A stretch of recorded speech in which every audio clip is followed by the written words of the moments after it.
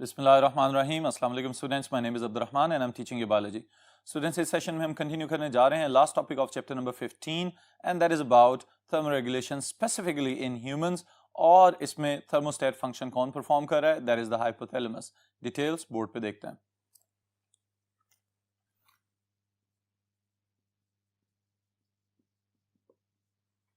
Alright students, this is about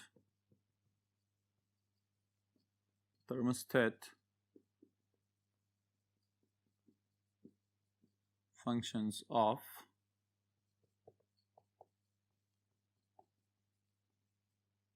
hypothalamus।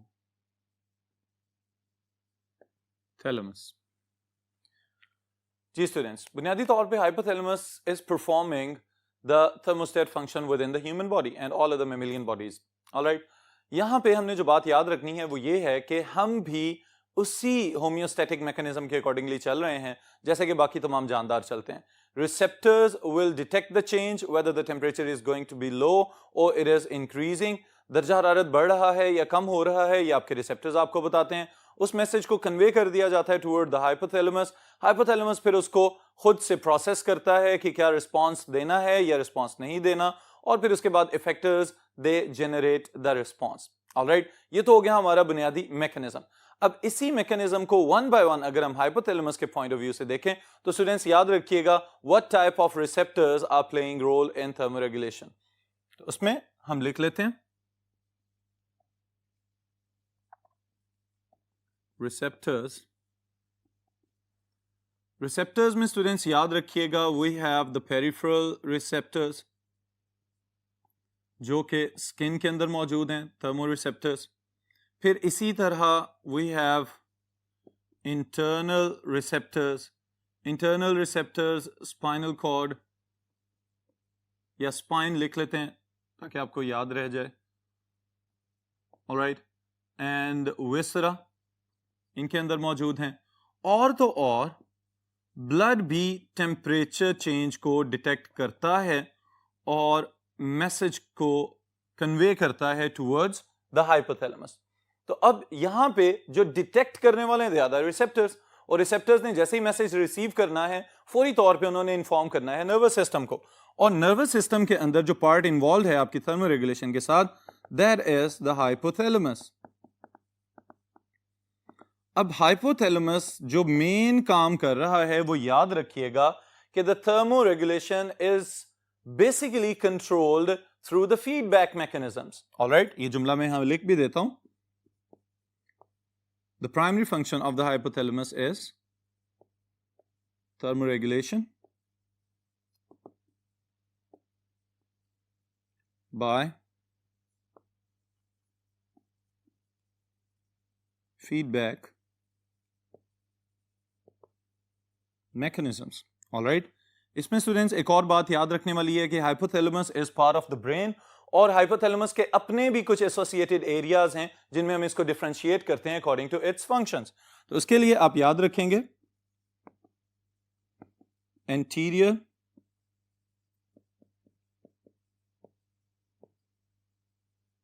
hypothalamic region,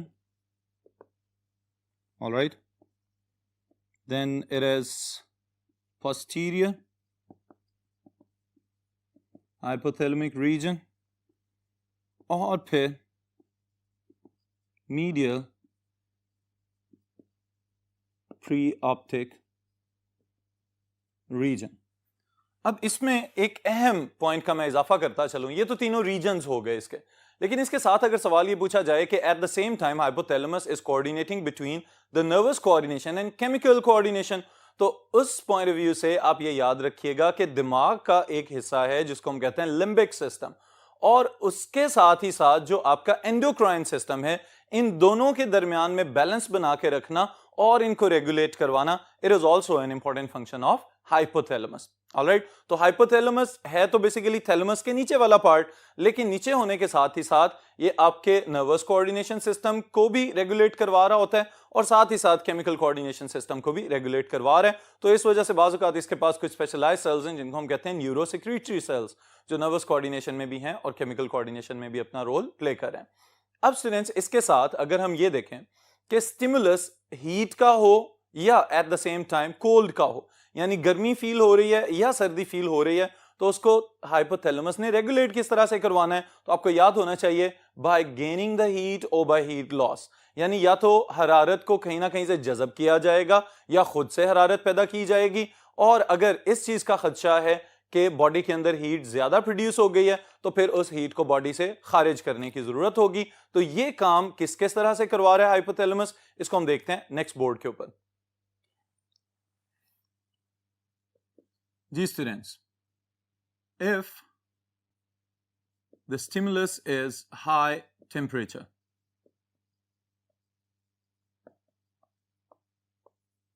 यानी अगर दर्जा हरारत बढ़ता हुआ फील हो रहा है तो उस सूरत में किस चीज की जरूरत होगी, हीट लॉस। इसका मतलब यह है कि एक्सटर्नल टेम्परेचर भी ज्यादा है, बॉडी में भी हीट ज्यादा जनरेट हो चुकी हुई है, तो अब हीट डिसिपेशन की जरूरत है। तो बॉडी से हरारत को खारिज किस तरह से किया जाएगा, इसके लिए याद रखिएगा the first thing is sweating. फौरी तौर पे स्वेट ग्लैंड्स को एक्टिवेट कर दिया जाएगा और स्वेट ग्लैंड्स एक्टिवेट होते ही स्किन के ऊपर स्वेट निकलना शुरू हो जाएगा, जिसको हम कह रहे हैं स्वेटिंग। और स्वेटिंग की वजह से the feedback inverse effectors response it will be the cooling effect. Alright, तो इस वजह से इसको हम कहेंगे it is controlled by the feedback mechanism. फिर इसके साथ ही साथ जो दूसरी चीज आप याद रखेंगे दैट इज वेसो डायलेशन इन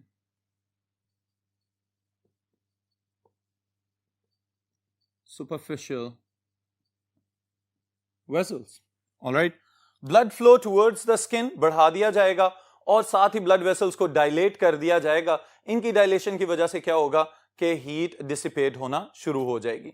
और तो और एक और मेथड भी हम यहां पे ऐड कर लेते हैं, that is through the simple thermal radiations, जो हमारी बॉडी से हर वक्त हीट शुआओं की सूरत में खारिज होती रहती है। ऑलराइट, तो ये तीनों तरीके आप याद रखेंगे उस सूरत में कि जब दर्जा हरारत बढ़ता हुआ फील हो रहा है तो हाइपोथैलेमस इन तीन प्रोसेसेस की प्रेफरेंस सेट करेगा और फौरी तौर पे हीट डिसिपेट करना शुरू कर देगा। फिर अगर दूसरी तरफ स्टिमुलस चेंज हो जाए तो at low temperature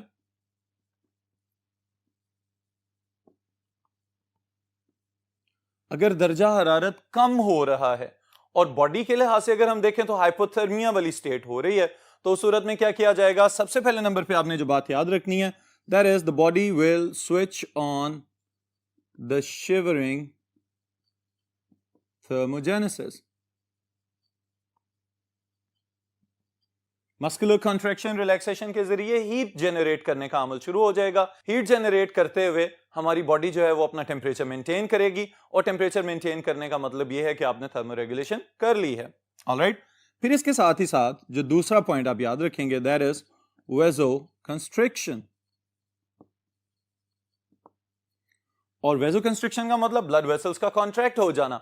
blood vessels near the superficial area specially they will contract. अगर ब्लड वेसल्स सुकड़ रहे हैं तो वहां पे ब्लड का फ्लो भी कम कर दिया गया है और यही वजह है कि जब सर्दी होती है और स्पेशली अगर आप अपने आप को एक्सपोज कर रहे हैं किसी कूल विंड के सामने तो आपकी फिंगर टिप्स ब्लू होना शुरू हो जाती हैं।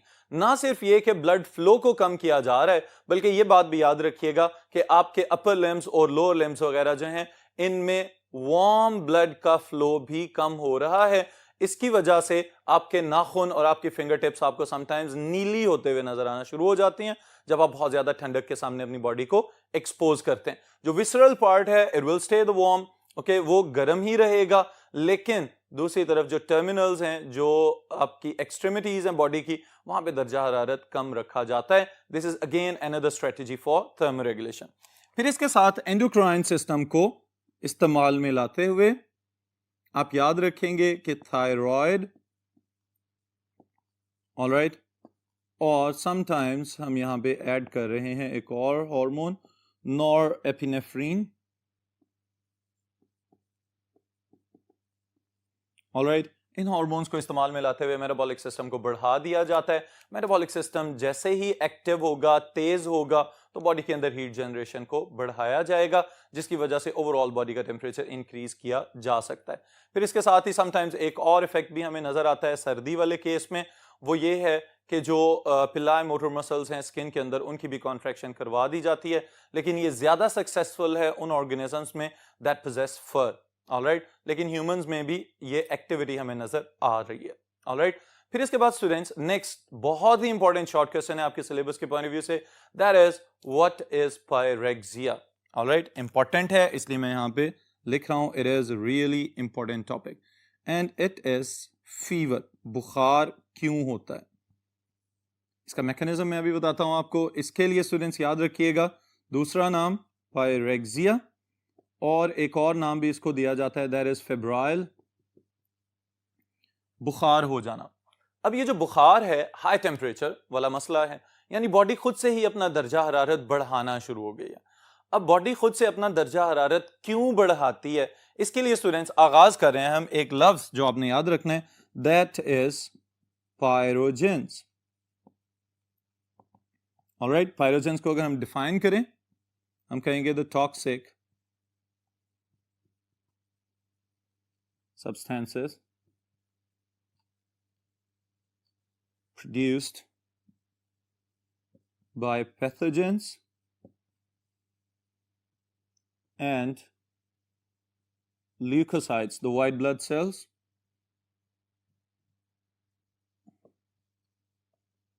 which in turn change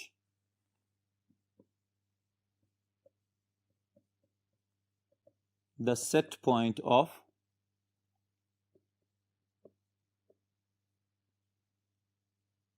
hypothalamus, alright. अब इससे हमें क्या पता चलता है कि बुनियादी तौर पे आपकी बॉडी का टेम्परेचर, जो आइडियल टेम्परेचर समझा जा रहा है वो तो 37 डिग्रीज है, लेकिन वो फ्लक्चुएट करता रहता है, ऑलराइट। अब इसी फ्लक्चुएशन और नैरो रेंज को मेंटेन करने के लिए हम थर्मोरेगुलेशन की टर्म या होम्योस्टेसिस की टर्म याद रखेंगे। अब पायरेक्सिया में पहला important role that is played by the pyrogens. अब पायरोजेंस हैं क्या?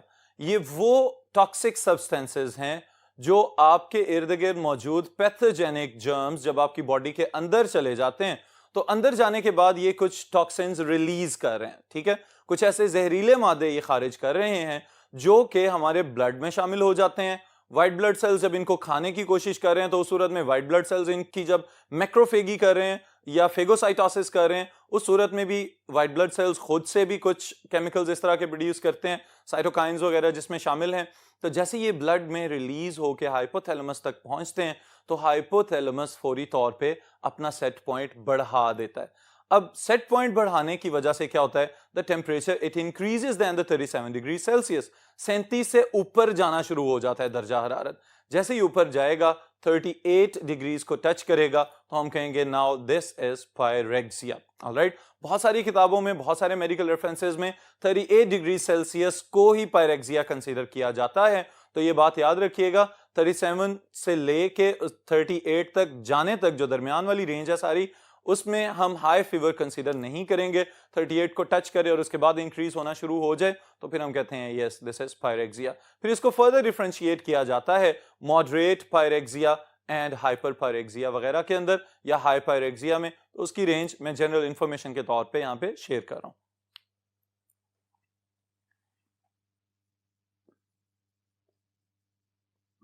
Moderate pyrexia and then high pyrexia। इसके लिए स्टूडेंट्स मॉडरेट और हाई पायरेक्सिया की रेंज फ़ारेनहाइट्स में चूंकि हमारे यहाँ ज़्यादा मेजर की जाती है, तो मैं यही लिख रहा हूँ यहाँ पे 100 to 103 degrees Fahrenheit, alright, this is moderate pyrexia. और 103 से लेके 105 डिग्रीज फ़ारेनहाइट तक इसको हम कहते हैं दिस इज हाई पायरेक्सिया। और अगर कंसिस्टेंटली 105 या इससे इंक्रीज होना शुरू हो जाए, या कई दिनों तक 105 तक ही बुखार रहे, तो फिर उस कंडीशन को हम हाइपर पायरेक्सिया कहना शुरू कर देते हैं। बहरहाल ये तो हो गया बुखार। अब इस बुखार के पीछे कौन कौन से फैक्टर्स हैं जो काम कर रहे हैं, तो उसमें याद रखिएगा, एक तो मैंने अभी आप लोगों को बताया है द ल्यूकोसाइट्स, ऑलराइट, इसको स्टूडेंट्स मैं इस तरह से शो कर रहा हूं। पैथोजेंस सबसे पहले नंबर पे जहां से आगाज हम कर रहे हैं, हम कंसीडर कर रहे हैं बैक्टीरिया को, ऑलराइट, और बैक्टीरिया में भी specially the gram negative bacteria, alright, वो बैक्टीरिया कि जिनकी सेल वॉल्स के ऊपर क्रिस्टेन ग्राम की बनाई हुई डाई ने वहां पे रिटेंशन या रिटेन नहीं किया था उस कलर को, उनको हम कह रहे हैं ग्राम नेगेटिव, ऑलराइट। अब ये जो ग्राम नेगेटिव बैक्टीरिया हैं, इनकी सेल वॉल्स के अंदर आपको नजर आते हैं लिपो पॉलीसेकेराइड्स, ऑलराइट, और एक और टर्म यहां पे लिख रहा हूं मैं, लिपोग्लाइकेंस। जी स्टूडेंट्स, अब ये तो हमें पता चल रहा है पैथोजन से कि पैथोजेंस कौन है, बीमारियां फैलाने वाले जानदार। जैसे ये बॉडी के ऊपर अटैक करते हैं तो आपका इम्यून सिस्टम फौरी तौर पे रिस्पांस देने के लिए पहुंच जाता है। सबसे पहले नंबर पे जो सेल्स आपने याद रखने हैं अपने इम्यून सिस्टम के, they are macrophages, white blood cells. अब व्हाइट ब्लड सेल्स क्या करते हैं, इन पैथोजेंस को खा जाते हैं। फॉर एग्जांपल अगर हम बैक्टीरिया की बात कर रहे हैं तो कोई भी व्हाइट ब्लड सेल्स जब इनको खा जाएगा तो उसके बाद उसने इनको निगल लेना है। अब जब निगल गया उसको तो उसने उसको फेगोसाइटोज कर लिया। फेगोसाइटोसिस के दौरान जब इनकी ब्रेकडाउन चल रही होती है तो इनकी सेल वॉल्स में से ये वाले केमिकल्स रिलीज होते हैं। ये वाले केमिकल्स रिलीज होते हुए जब व्हाइट ब्लड सेल के साइटोप्लाज्म से गुजर रहे होते हैं तो वहां से इनको रिलीज किया जाता है in the form of cytokines. अब ये साइटोकाइंस ब्लड के साथ ट्रेवल करते हुए पहुंच जाते हैं टू द हाइपोथैलेमस। हाइपोथैलेमस के अंदर पहुंचते ही यहां पे इसका सेट पॉइंट चेंज कर दिया जाएगा, यानी हाइपोथैलेमस को पता चल जाएगा कि कोई ना कोई इंफेक्शन हो रहा है बॉडी के अंदर। तो हाइपोथैलेमस क्या करता है, एक प्रोसेस जिसको हम कहते हैं एराकिडोनिक एसिड साइकिल, इस साइकिल के जरिए फर्दर कुछ और केमिकल्स प्रोड्यूस करेगा और उन केमिकल्स को हम क्या कहते हैं, प्रोस्टाग्लैंडिन्स। अब प्रोस्टाग्लैंडिन्स पूरी बॉडी के अंदर ट्रेवल कर रहे हैं और साथ ही साथ पूरी बॉडी का दर्जा हरारत इंक्रीज होना शुरू हो जाता है। सबसे पहले ये मैसेज भिजवाते हैं लिवर और स्प्लीन को। इन पॉइंट्स को यहां पे हम लिख लेते हैं स्टूडेंट्स, ताकि आपको बाद में समझने में और याद रखने में भी आसानी रहे। मैक्रोफेजेस व्हाइट ब्लड सेल्स में से इनको सेलेक्ट किया जा रहा है यहां पे लिखने के लिए और याद रखने के लिए। These are what, the leukocytes, alright. इन ल्यूकोसाइट्स ने एनगल्फ कर लिया इन बैक्टीरिया को और फिर क्या किया इन्होंने, secreted or released cytokines that travel to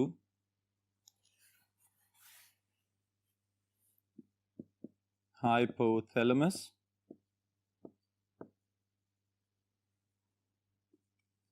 and the set point is raised to 38 degrees Celsius. अब जैसे ही सेट पॉइंट 38 डिग्री सेल्सियस तक इंक्रीज हुआ तो फिर हाइपोथैलेमस एराकिडोनिक पाथवे के थ्रू प्रोस्टाग्लैंडिन्स प्रोड्यूस करवा रहा है और ये प्रोस्टाग्लैंडिन्स पूरी बॉडी का टेम्परेचर इंक्रीज करवाना शुरू हो जाते हैं।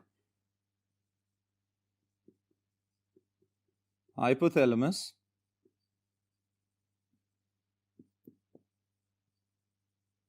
produce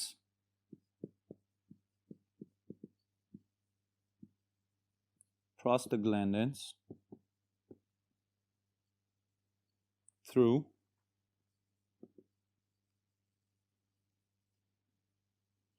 arachidonic acid pathway।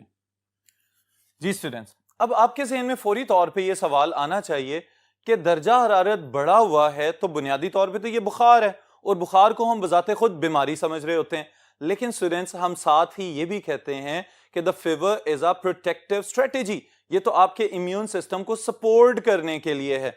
तो सवाल ये पैदा होता है कि ये सपोर्ट किस तरह से कर रहा है, तो इसका आसान सा जवाब मैं आपको यहां पे बता रहा हूं,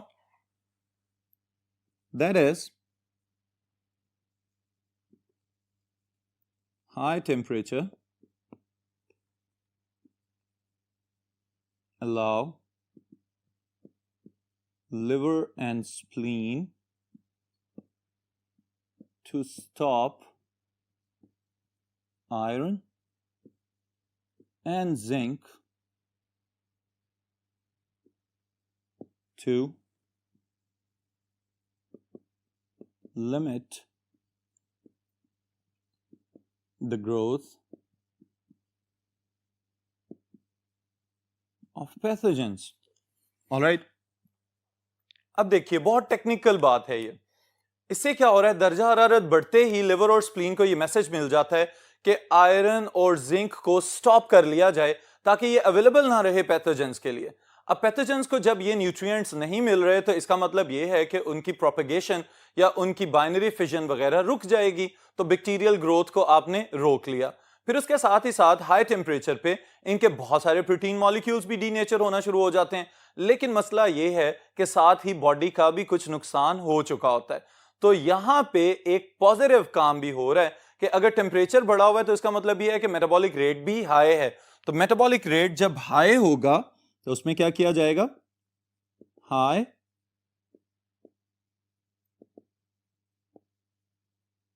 metabolic rate increase rate of cell repair. Alright students, इसका मतलब यह है कि साथ ही साथ जब मेटाबॉलिक सिस्टम काम कर रहा है तो वो सेल्स जो बेचारे डैमेज हो गए इस पूरे प्रोसेस में, उनका हीलिंग और रिपेयरिंग प्रोसेस भी तेज कर दिया जाएगा। ऑलराइट, तो इस तरह से बुखार आपकी हिफाजत भी कर रहा होता है। तो ये है students pyrexia. Important short question है, मैकेनिज्म मैंने यहाँ पे आपको एक ओवरव्यू दे दिया है ताकि आपको याद रखने में आसानी हो जाए। और फिर हाइपोथैलेमस का function as the complete topic ये लॉन्ग क्वेश्चन में पूछा जा सकता है। और यहीं पे हमारे चैप्टर नंबर 15 का इख्तिताम हो रहा है। फिर इंशाल्लाह नेक्स्ट सेशन में किसी और नए चैप्टर के साथ